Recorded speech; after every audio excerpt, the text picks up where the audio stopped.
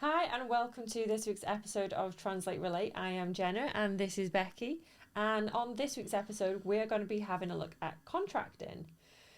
So, contracting for me is one of those things that gets missed very often. And it's one of those things that when it's not done, we wish we'd done it differently. And we can kind of lose ourselves in the project, whatever that might be.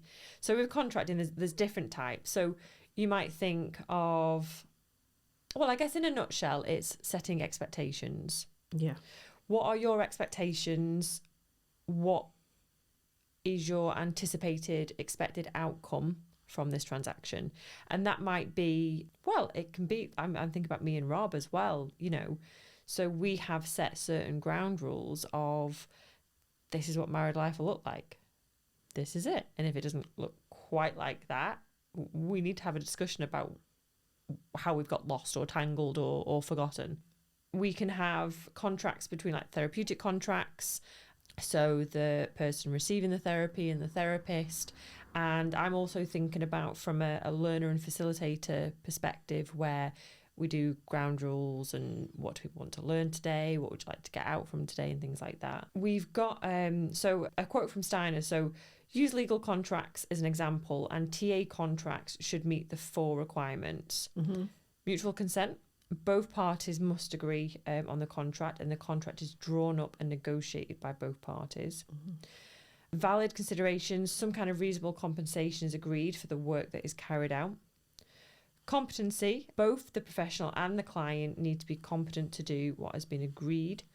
Lawful objection, so the contract must comply with the law, and for TA professional, we're looking at adhering to the code of ethics.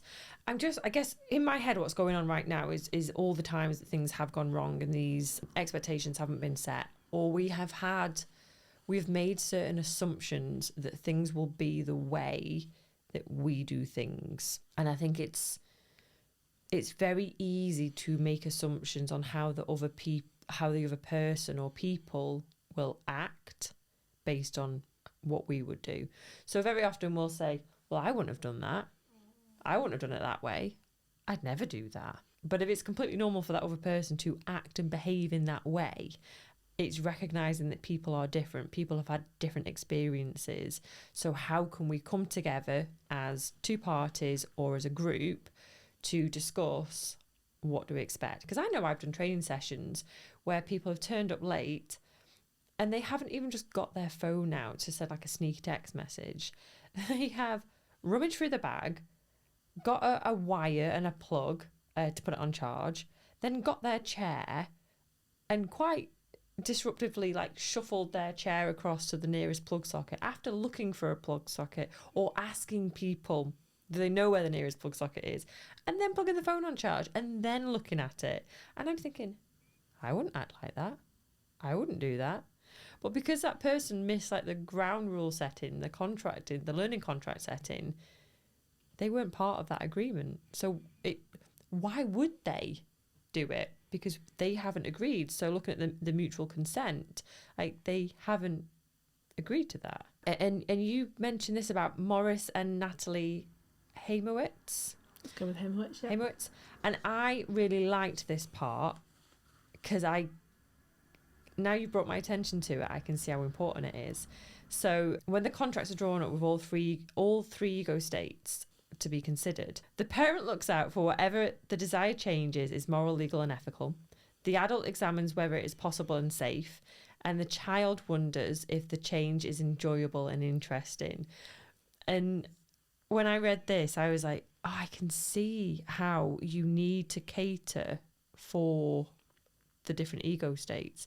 And I might not have put enough consideration into all the ego states.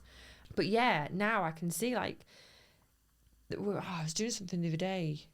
I'd been sat in a room. I'd been sat on an online course and everyone in the office I could kind of hear talking like throughout the day, and I had just been sat in this room concentrating. And the child in me needed to leave and just say hello to everybody and say goodbye to the people that were going, and I was just getting really, really bouncy, but also trying to stay still. And it's making me think there about, so my child might have needed to think about, what time are we finishing? Are there going to be breaks? And these are things that are really easy to get missed when we are contracting. And very often it's, when things go awry, it's, we didn't do the contracting, did we? We missed that crucial part, which is very much overlooked. And because I think contracting, kicking you again, it can make it sound like a really official term, and it can be official, if we think about when I draw up coaching contracts, that is, that's an official thing that we discuss, or a legal contract or a work contract, they are really official, but also we contract in everyday life all the time. And, if you do ever find yourself thinking, I thought I was really clear on that, how has this gone wrong? I thought everyone knew what they were doing. That you can check back in with the contract, and you can do that for sort of two reasons. One, did I miss something out of here that actually, if I'd have included this in the contract, it would have made it clearer and meant that everyone understood. Mm-hmm. Or, no, we went through all these things. We've definitely contracted properly, so we need to have a discussion about why it is that the contract's then not being met. And so it can serve those purposes really well. It's funny, as you were talking, and I was thinking back, because I've got an everyday example here, so I'll share that in a minute. But I was thinking back to our training year, our first year on the foundation course, and the way that the contracting was done there. And I was thinking around things like, I need to know what time breaks we're having and stuff and that kind of became a bit of a running joke. But I was really happy with that, and that I knew what times the breaks were. But, Debbie, our trainer, was very much of the opinion that we are all adults. We all have needs, and it is okay for us to ask for those needs to be met. And that there was someone in the group who, I don't know if it was something like they had a business partner who was in Australia, so there was a 12-hour time difference, who would regularly take themselves off for a nap for an hour during the sessions. We would be on the calls for the full day. And I remember finding that, and I'm thinking, this is something we've contracted as a group, that's fine. But I remember thinking, I was in her shoes, I would have a definite line there, going for a nap part the way through, that wouldn't be okay with me. It's okay for me in the group because the rest of us are still here. But I remember thinking, wow, this feels like a whole different contract to one I've ever had before, where it's I trust you to know what your needs are and to take care of them. And that even down to the extent of, if you need to go for a little snooze, go and have a snooze. Cool. But I'd actually forgotten all about that experience until you were talking, and then I thought, I remember that. But I wrote just an example of an everyday contract that actually then considers those four elements. So I've got Adam and Craig are electricians. You can tell what my background is. Adam and Craig are electricians working at the same company when they're both asked to work away from home at a site that's 4 hours away, which will mean them commuting and lodging away for the week. They discuss the possibility of car sharing, and Adam tells Craig he's happy to drive and for Craig to pay him petrol money. Craig tells Adam that actually he gets really car sick if he's a passenger in a car, and therefore he would much rather do the driving. Adam says this is fine. They agree on the amount of petrol money that Adam will pay and arrange what time Adam will be picked up. Craig is competent to be the driver of the car, and Adam is competent in understanding the agreement that they've made. Craig's responsible for ensuring that his car is roadworthy and that he has all the necessary insurances and things in place. So their contract is set and they are good to go. And that, in some ways, calling that a contract can maybe sound like overkill, but if you think about it, it's not. And there's so many places where that little agreement, if certain things weren't discussed, could completely fall down. If Craig hadn't said, actually, I get really car sick. So he's thinking about his child there. He's thinking about, are his child's needs going to be met? Is, you know, if he was not open to saying I get really car sick, then his inner child would not have been on board with that. Get lots of places where those things could fall down, where they don't need to fall down. Yeah, and I'm thinking, so we have just set some time in the office, some like focus time, where, so it's in the morning until 9:30, and then there is an hour a week for one task, and then an hour a month for another task. And I've sent an email out yesterday, and I put, so this is the first time we've started doing this, and the person has to book out the room that they're going to use, because the purpose is they're away from their desk, so they're away from their phone, and they're not distracted. Other disses.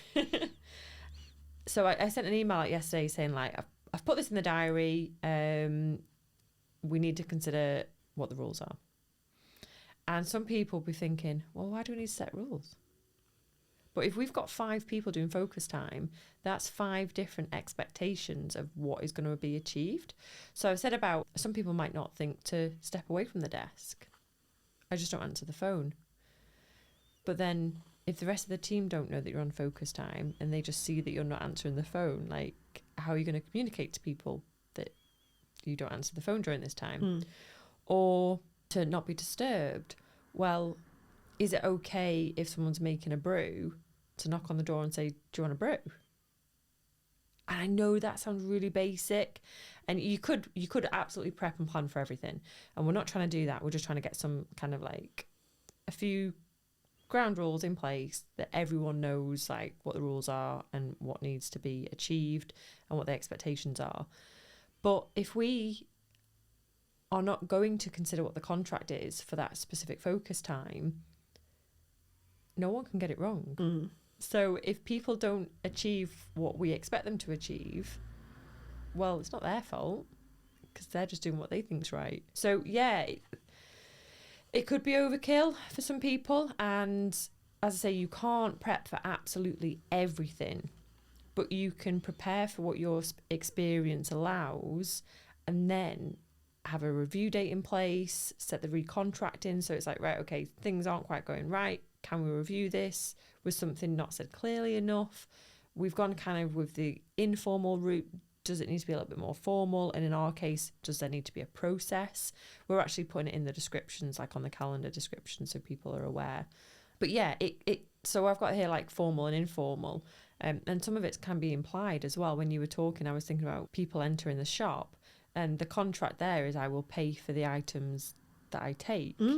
So that's an implied contract that we have with owners, shopkeepers and things.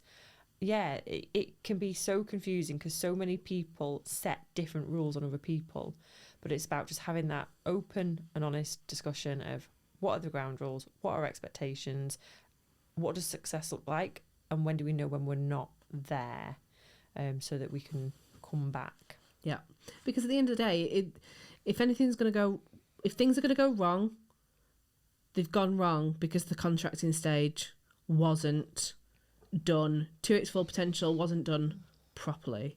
And so that is why, contracting is so important. And we had a little look at the work of Stewart and Joines, who came up with 7 characteristics of effective contracts. So the first is that the contracts are stated in positive terms. And I see this a lot in coaching. So when I start a new contract with a client, it's really easy for them to say to me, I don't want to do this anymore. I don't want to feel like this anymore. It's much more difficult to say what it is they do want, but that's something that, I really push for, because we're looking for that contract that's in positive terms. What is it that you do want? It should also have goals that are achievable, which means then that if something is physically feasible, it's also possible. And it should be focused on a change that the individual can make, because bringing about a change in others isn't physically possible. They should contain goals that are physical and observable, because goals that are specific are much more likely to be achieved than generic ones. Has goals that are safe, and this will be assessed by the adult. So the adult ego state will assess whether it's physically safe and whether it's socially acceptable as well, what it is that we're trying to do. And that it's agreed by the adult with the cooperation of the natural child. So this makes sure that the goals are appropriate within the social context, and that the child ego state has its needs met. It's making me think, like when you see like on the cartoons, the devil and the angel, it's making me think I've got one on my head as well now. I've got like the adult, parent, child. Like... Are you all on board? Okay, we can go. But we've talked about before though, if we're ever trying to make any kind of change, trying to do anything, if your inner child isn't on board, it will not happen. It's so important to address the needs of that inner child.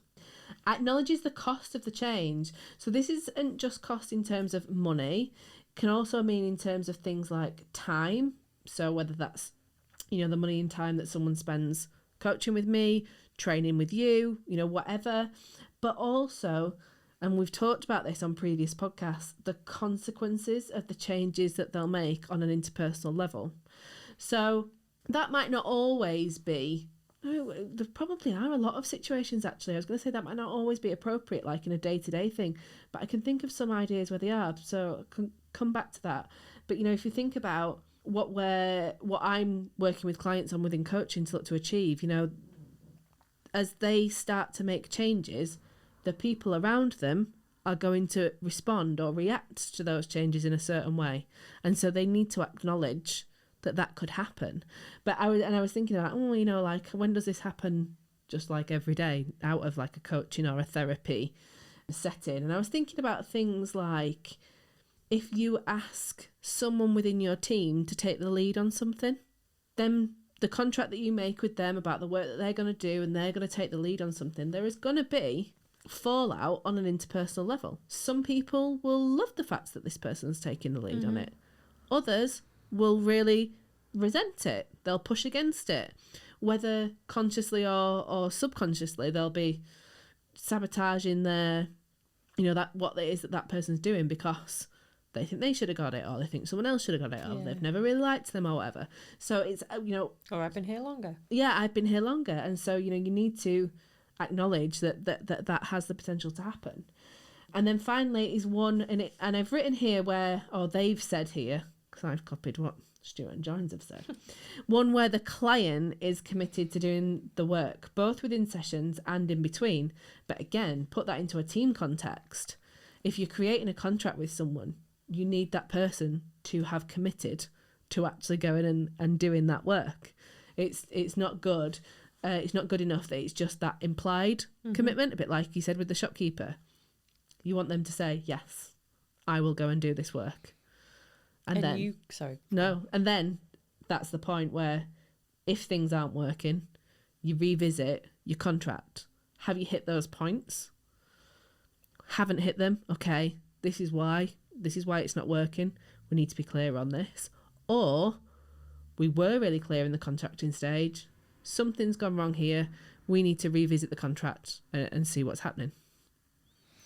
And you can't want it more than the person wants it themselves. So again, it's making sure that the expectations are their expectations, not your expectations for them. And it made me think about, because you mentioned about like physically able.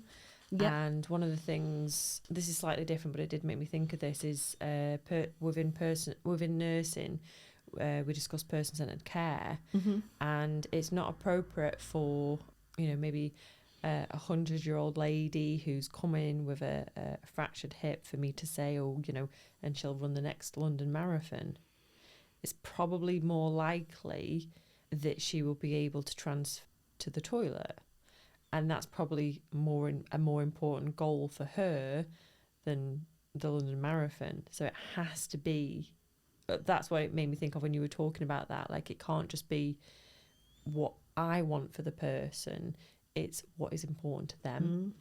And so we don't put our values onto other people. I also thought on the flip of that then, she could actually be a 100-year-old woman who is still running marathons. Oh yeah, Like, so do you know what I mean? stop So her then, it's like, what is it you're wanting to get out of this? Well, I've got another marathon that I'm signed up for in 12 months' time. I want to be getting back to running my marathons. Oh, right, okay. And then who are you to be like, dude, like, you're 100. Yeah. And you've fractured your hip. No, like, right. So then that's then what your care is geared towards, that, you're looking to get back. Can we physically achieve it? Who knows? Adopt a growth mindset. We just don't know. Yeah, but these are things that we can work with together to do our best to get you there. Yeah. I'm game. Are you game? See where we get to. This is what I'm prepared to commit to you reaching this goal. What are you prepared to commit to reaching that goal? And away you go. Yeah. But yeah, it's complex. People are complex. I don't know if we've said that before, Jenna. It's all gets a bit complicated. Yeah, with something that should be like on the surface sounds so easy, because in our minds we know what we want, but the difficulty is expressing that so the other person also is aware of what we want. And that's where it comes with it should be simple. And it can even come down to, I was even thinking about, conversations between friends, for example. Like, very often, my friends might say something to me like, you can't tell anyone about this. And my immediate thing is, hang on, can I discuss it with Steve? Like, if something comes up, because it could be that they tell me something that I actually then find really difficult, and I'm thinking, oh my gosh, like, I feel like I need to offload this somewhere to somewhere safe, or not. And it's okay then if they then say, no, I don't want you telling your other half about it. But that is something that I will specifically ask, because my natural go-to thing would be, I met up with someone today. Never believe what's going on. Like, oh my goodness me. And, and is there any way that we can support them? Or they've said they don't need anything at the minute, or, whatever, just keeping you in the loop. But, it can be as simple as that. Whereas for some people, they would just assume, no, that means you can't tell anyone ever. And others would think, well, yeah, I can't tell people, but yeah, I can tell my husband, or I can tell my... But, it can be just as simple as, hang on, let's just check exactly what we mean by don't tell anyone. My contract is don't tell me. I can't keep it. Don't tell me. Yeah, well, because that can be the other thing, right? That if you are that person and you're like, hang on, before you tell me this, I am rubbish at keeping things to myself. Yeah. I am not your person for this. If it's something fun, don't tell me. Yeah, no. Yeah, and absolutely. But it's important to have those conversations really up front. Yeah, don't tell me. I can't keep a secret. Lesson learned. I get too excited. I get in it. So next week. What are we talking about next week? Oh, homework. Homework first. Jumping ahead. Okay, so homework for... I realise I'm how structured, homework for next week. You might get an A. Is it even A's anymore? I don't even know. I think it's numbers now. Yeah. I know it is for exams. Is it still for pieces of work? I don't know. Yeah. Teachers, let us know. Yeah. How are things graded now? It's been a while since we've been at school. Yeah. I don't know. I think GCSEs are numbers. I don't even remember the GCSEs anymore, actually. So think about previous contracts that you've entered into. Did they go to plan? If not, what part was missing based on what we've covered today? And then consider your next upcoming contracts. What can you do to improve the next contract? So, and that isn't going to be, everything's going to be absolutely perfect. It's going to go swimmingly. The chances are, we're working with people. The chances are something is going to be, you're going to have a blind spot somewhere. So based on your experience, how can you make improvements to the next contract that you enter into? So that are the considerations. Think of a previous contract that you entered. Did it work out okay? If not, what was the missing part? And think about your next contract that you're going to enter into. How can you improve this based on your experience and knowledge? Because you can't improve on it based on something you've not experienced. So what can you improve on to be realistic? Yeah. And next week we'll be having a roundup of season 1 and looking at our reflections from how these first lot of episodes have gone. And thank you. We're still working out which camera to look at as well. Can you tell? So we'll go to the wide. We'll go to the wide one. Thank you very much for joining this week. And we'll see you next week. Thanks in advance for joining us next week. Did you enter into that contract knowingly? Thank you very much for sticking with us. And we'll see you next week.